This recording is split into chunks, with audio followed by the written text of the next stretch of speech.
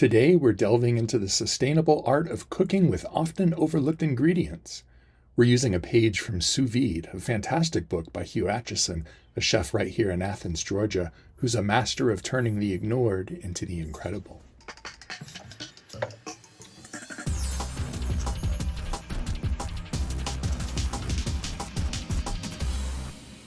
Welcome back to the Random Recipe Project. Hugh has blended traditional Southern cooking with French culinary finesse in his restaurants and cookbooks. He achieved celebrity status with his regular appearances on shows like Top Chef, where he teaches us that our kitchens are playgrounds for creativity, especially with ingredients we might otherwise throw away.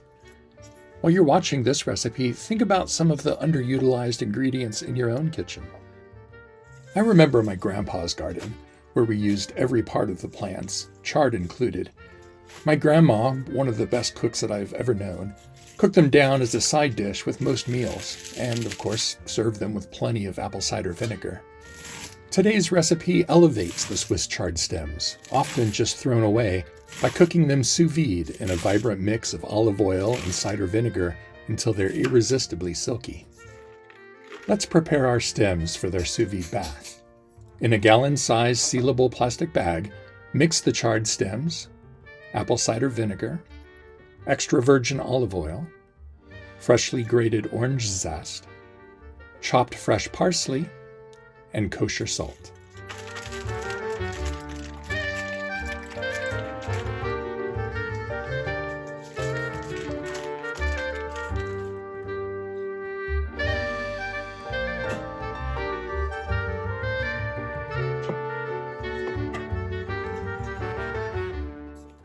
Watch closely here as I use the water displacement method to seal our bag. I'll close it almost all the way, then submerge it until just the corner peeks out. As the water pushes out all the air, I'll quickly seal it completely. This technique ensures even cooking, essential for the perfect texture.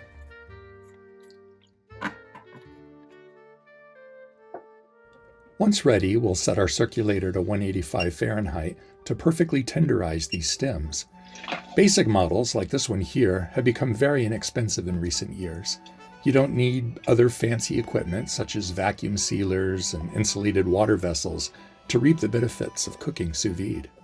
While our chard stems are bathing in flavor, toast your favorite bread slices until they're just crispy. This will be the crunchy base for our soft and rich toppings. The recipe didn't say to butter the bread, but I'm not a monster. Burrata cheese is a newcomer in my kitchen. I've always thought of it as an expensive luxury, but I found it easily at my local grocery, affordable and ready to enrich our dish with its creamy texture. If burrata isn't on your shelf, good old fresh mozzarella is a wonderful substitute.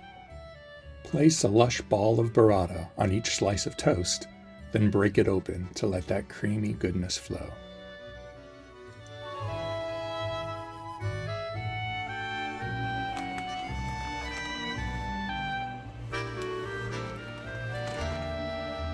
After at least 30 minutes at 185, carefully remove the chard stems from their warm bath. I put them into a small bowl and gave them a good stir to make sure everything was evenly mixed.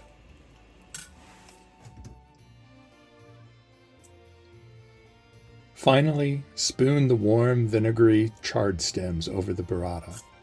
A pinch of salt here enhances all the flavors, marrying the warmth of the stems with the cool decadence of the cheese. It's hard to believe these scraps can be transformed into something so enticing. If you've got a favorite way to turn kitchen scraps into treasure, let me know in the comments.